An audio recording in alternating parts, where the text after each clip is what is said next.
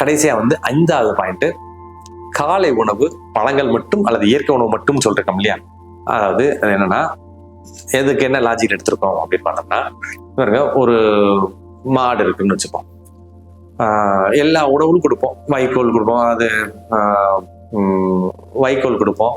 அடுத்து வந்து மாட்டு தீவனம் சொல்லிட்டு கொடுப்போம், புண்ணாக்கு கொடுப்போம், தண்ணியில் கரைச்சி வந்து இந்த தண்ணி கொடுப்போம், எல்லாமே கொடுப்போம். சரிங்களா? எல்லாம் கொடுத்தும் அந்த மாடு வந்து நல்ல பால் கறக்கணும்னா, அல்லது அந்த மாடு செழிப்பா இருக்கணும், பார்த்தாலே தக்க தக்கன்னு பளபளன்னு இருக்கணும்னா ஒரு விஷயம் செய்வோம். அது என்னது? பச்சை தீவனம். பச்சை தீவனம் ஒரு புடியாவது போடணும். அதனாலதான் வந்து பாத்தீங்கன்னா மாட்டுக்கு வந்து அகத்திக்கீரை போட்டா கொடுக்குறவங்களுக்கு நல்லதுன்னெலாம் கூட சொல்லி வச்சிருக்காங்க. ஏன்னாக்கா அப்படியாவது வந்து போட்டு மாட்டுக்கு நல்லது செஞ்சிட மாட்டோமான்ற அடிப்படையில். ஸோ அப்போ பச்சையா இருக்கிற ஒரு உணவை மாடு கண்ணு எல்லாம் சாப்பிட்டாச்சுன்னா நல்லதுன்றது அதோட தாற்பயம். தோலை மினுமினுன்னு இருக்கும் புல்லு சாப்பிட்டாங்க. அதாவது மழை காலத்துல எப்படி இருக்கும், வெயில் காலத்துல அப்படியே மாறிடும். இதுக்கு என்ன அப்படின்னாக்கா, அது அந்த உயிர்த்தன்மை இருக்கு இல்லையா, அந்த பச்சை உணவுல அந்த உயிர்த்தன்மை இருக்கு இல்லையா, அது அப்படியே போய் ஒவ்வொரு அணுவிலையும் சேகரமாகி ஒவ்வொரு அணுவிலும் கலந்து அப்படியே உயிர்த்தன்மையை வந்து பிரதிபலிக்கும். அப்ப அந்த பால் எப்படி இருக்கும், தோல் எப்படி இருக்கும், ஒவ்வொன்றும் எப்படி இருக்கும், உங்க அங்க அவைகள்லாம் எப்படி இருக்கும். ஸோ இது மனிதனுக்கு இல்லையா, மனிதனுக்கு தானே அது. அப்படி பார்த்தோம்னா மனிதன் ஏதாவது வந்து பச்சையா சாப்பிட்றோமான்னா இல்லவே இல்லை. ஆதி காலத்துல இருந்து வந்து பச்சையா சாப்பிட்றது வந்து நிறைய சாப்பிட்டது போய் இப்ப சுத்தமா வாட்டி சாப்பிட்டது, அப்புறம் சமைச்சு சாப்பிட்டது, இப்படி வந்துட்டு கடைசி வந்து சுத்தமாவே பச்சை சாப்பிட்றதே இல்லைன்னா என்ன ஆகும்.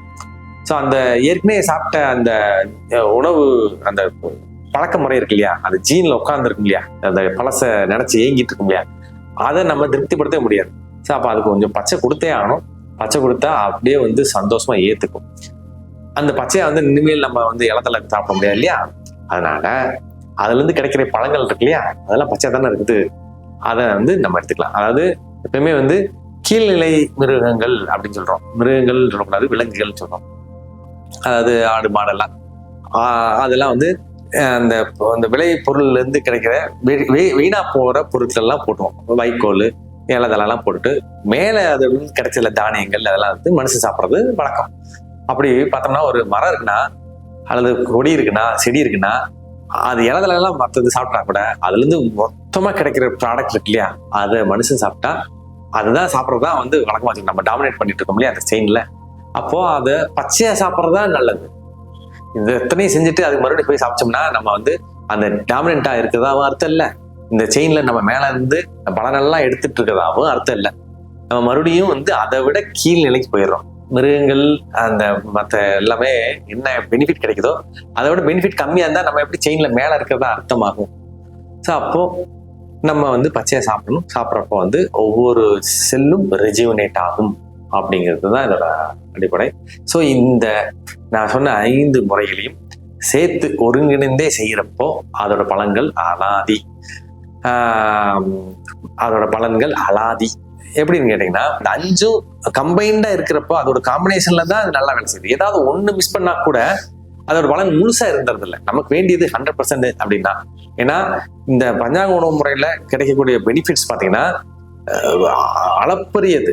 எந்த நோயை நீங்க கையில் எடுத்து வந்து நின்னாலும் அந்த நோய்க்கும் இந்த உணவு முறையே சரியா இருக்கும். சரிங்களா? அப்போ இவ்வளவு தீர்க்க முடியாத நோய், ரிவர்ஸே ஆகாத எந்த நோயா இருக்கணும், நீங்க எந்த வந்து மனசு வச்சுட்டு நீங்க கேட்டாலும் சரி அது ஆமாதான் அதுக்கு பதில். அதனாலதான் எதுனாலும் சொல்லிட்டு வந்துட்டேன். அப்படி இருக்கப்போ அவ்வளோ பெரிய அற்புதம் செய்யக்கூடியதுக்கு வந்து பாத்தீங்கன்னா 5 தான் சொல்லியிருக்கோம். அந்த 5ஐயும் ஒண்ணு விடாம மட்டும் ஃபாலோ பண்ணணும். அதுதான் முக்கியம். எல்லாம் செஞ்சீங்க ஒரு டீ மட்டும் குடிச்சிருவேன்னா பாத்தீங்கன்னா அதோட தொடர்ந்து நிறைய தப்புகள் சேர்ந்து இருக்கும். இப்ப பாத்தீங்கன்னா 5ல ஒரு டீ சாப்பிட்டா என்னன்னு சொல்லுங்க, ஒண்ணு மட்டுமா தப்பாகும். பால் சாப்பிடக்கூடாதுன்னு சொல்றது மாட்டிக்கும், இனிப்பு சாப்பிடக்கூடாதுன்னு சொல்றது மாட்டிக்கும், இடையில சாப்பிடக்கூடாதுன்னு சொல்றது மாட்டிக்கும். ஸோ அப்போ இந்த ஒரு டீ சாப்பிட்றதுனால 3 தப்பு நடக்கும். இப்படி ஏதாவது ஒண்ணு இந்த இதுல டிவேட் ஆனோம்னா நிறைய தப்புகளோட பின்னி பிணைஞ்சு மாட்டிக்கும். அதனால இதை மட்டும் செஞ்சு விட்டு ஒரு 6 மாசம் செஞ்சோம்னா எந்த ஒரு நோக்கத்துக்காண்டி செஞ்சோமோ அது முற்றிலும் நடக்கும் அப்படிங்கிறது எங்களோட அனுபவம். இடையில கூட ஒரு வீடியோ ஒன்று பார்த்துருந்தேன். ஒரு கேப்டன் ஒரு அசோகன் சொல்லிட்டு ஒருத்தர் வந்து டயட் ஒருத்தர் ஃபாலோ பண்ணோம். அதில் வந்து பார்த்தீங்கன்னா நிறைய வருஷமா சுகர் இருந்தது, இன்சுலின்லாம் போட்டுட்டு அதெல்லாமே ரிவர்ஸ் ஆயிடுச்சுன்னு. இங்கே சர்வசாதாரணமாக இது நடந்துட்டு இருக்குது. நம்ம மண்ணில் இது வந்து ரொம்ப ரொம்ப சர்வசாதாரணமாக நடந்திருக்கு. ரிவர்ஸ் ஆனவங்க நிறைய பேர் இருக்காங்க. டயபெட்டிக் ஆகட்டும், அதுக்கடுத்து வந்து ஹைப்பர் டென்ஷன் ஆகட்டும், பிசிஓடி ஆகட்டும். அதாவது பெண்களுக்கு வந்து குழந்தையின்மைன்னு வரப்போ வந்து ஏதோ ஒரு மருந்து கொடுக்குற பட்சத்தில் இந்த டயட்டை மட்டும்தான் ஃபாலோ பண்ண சொல்லுவோம். வேறு எதுவுமே செய்ய மாட்டோம். அற்புதம் நடக்கும். சரிங்களா? அப்படி இன்னும் சொல்லப்போனால் வந்து ரிவர்ஸே ஆகுதுன்னு நினச்சிட்டு இருக்க வந்து ஃபேட்டி லிவர் ஆகட்டும், கல் இருக்கு இல்லையா, கிரேஸ்ல இருந்தாலும் சரி, கிட்னியில் இருந்தாலும் சரி, அது வேற கேல்பினா இருந்தாலும் சரி, இது மாதிரியானது. இப்படி வயோதிகத்தில் வரக்கூடிய அல்லது வேற ஏதாவது ஒரு தொற்றுல வரக்கூடிய எந்த காரணமா இருந்தாலும் இது எல்லாமே இதுல ரிவர்ஸ் ஆகுது. அதுதான் நாங்க கண்டோம். இதெல்லாம் இல்லாம அவங்களோட புத்தி தெளிவு வருது. அவங்க வந்து அவங்களோட நடவடிக்கைகள், அவங்களோட வேற இந்த பெர்ஃபார்மன்ஸ் இருக்கு இல்லையா, அவங்க தொழில மற்றது எல்லாத்துலயுமே வந்து மேம்படுறதையும் நம்ம பார்க்க முடியுது. அதனால வந்து ஒரு போட்டித் தேர்வில் இருக்காருன்னா அவரும் இதை ஃபாலோ பண்ணலாம். இதெல்லாம் வச்சு பார்க்குறப்போ இந்த பஞ்சாங்க உணவு முறை நல்லா வேலை செய்யுது. அது மக்களுக்கு தேவையா இருக்குது. நிறைய மருத்துவ செலவை இது குறைக்குது. மேலும் இது செய்யறதுக்கு வந்து பெருசா ஒன்றும் செலவழிக்கவோ நேரத்தை வேஸ்ட் பண்ணவோ இது எதுவுமே தேவையில்லாத ஒரு எளிய உணவு முறை தான் இந்த பஞ்சாங்க உணவு முறை. இது எல்லாரும் ஃபாலோ பண்ணி இதோட பலனை பெற்று அந்த உணவு முறைக்கும் எங்களுக்கும் எல்லாத்துக்கும் பெருமையும் பேரும் தெரிந்து உங்களை எல்லாத்தையும் கேட்டுக்கிறேன். நன்றி, வணக்கம்.